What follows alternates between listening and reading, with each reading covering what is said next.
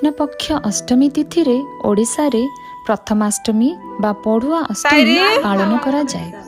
प्राचीन हिंदू परंपरा अनुसार मार्गशीर वर्षर प्रथम मास अटे एवं प्रथम मासर प्रथम अष्टमी को आम प्रथमाष्टमी पालन करिथाउ। एही दिन घरर प्रथम संतान को बा ज्येष्ठ संतान को पूजा और वंदापना करा जाई थाए।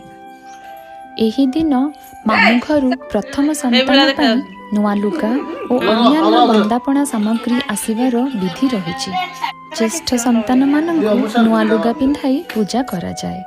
श्रीमंदिर रे मध्य प्रभु बलभद्रंकु नुआ लुगा पिंधाई पड़ुआ करा जाई थाए। पूजारे भोग पाई साधारणतः हलदी पत्र रे एंडुरी पिठा तैयारी करा जाए। एबे चलंतु जानिबा प्रथमाष्टमी पूजार विधि। घरर जेउ जगार